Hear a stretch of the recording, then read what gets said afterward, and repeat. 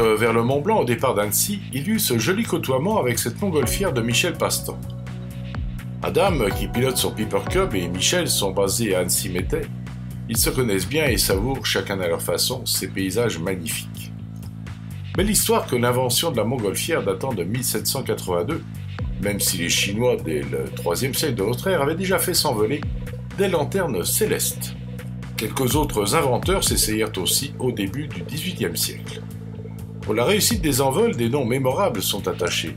Les frères Montgolfier, bien sûr, avec le premier vol officiel à Annonay, le 4 juin 1783. Faut-il rappeler qu'Annonay se situe en France, en Ardèche, dans la région Rhône-Alpes.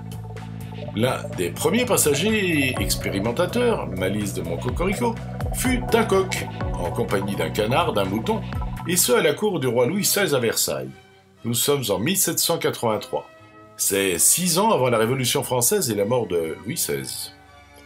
Citons aussi parmi les premiers aérostiers Jean-François Pilâtre de Rosiers et la première femme Élisabeth Thible, l'année suivante en 1784 à Lyon.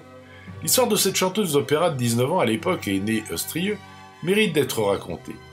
Elle fut l'une des premières aéronautes de l'histoire et la première à avoir effectué un vol en ballon à gaz, ce qui lui valut d'être baptisée par ses contemporains la nymphe aérostatique.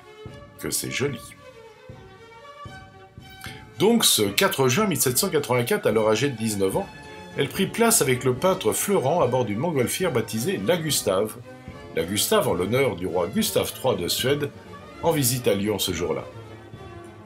Monsieur Florent devait en fait tout d'abord s'envoler avec le comte de Laurencin, qui fut déjà passager de la montgolfière Flessel, mais refroidi probablement par l'atterrissage rude du ballon, il laissa sa place à Madame Thible pour ce vol expérimental. Lors de l'ascension du ballon, ils chantèrent 2 duos d'opéra, dont La Belle Arsène, célèbre à l'époque. Élisabeth s'était d'ailleurs costumée en Minerve. Nul doute que le public venu assister nombreux au décollage s'en régala. Bref, ils montèrent ensuite à une hauteur estimée de 1500 mètres pour un vol de 45 minutes environ. Et l'atterrissage fut quelque peu brutal à 4 km de leur point de départ. Bon, Madame Thible, juste une cheville foulée. 170 ans environ séparent ses premiers créateurs et scientifiques jusqu'à ces années 1950-1960, début du renouveau des montgolfières.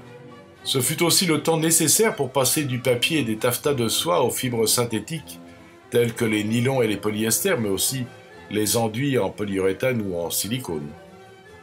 Refermons ces pages d'épopées très documentées pour l'époque, en citant le fameux livre de Jules Verne, 5 semaines en ballon. Il fut édité, eh oui, 80 ans plus tard, en 1863.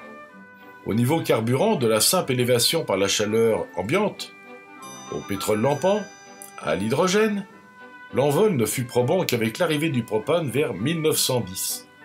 Donc 40 ans après le livre de Jules Verne et 127 ans après le premier vol. Laissons-nous parcourir par nos émotions contemplatives dans le calme des nuages qui aujourd'hui se sont tus en voyant passer cette magnifique montgolfière et ses passagers ravis.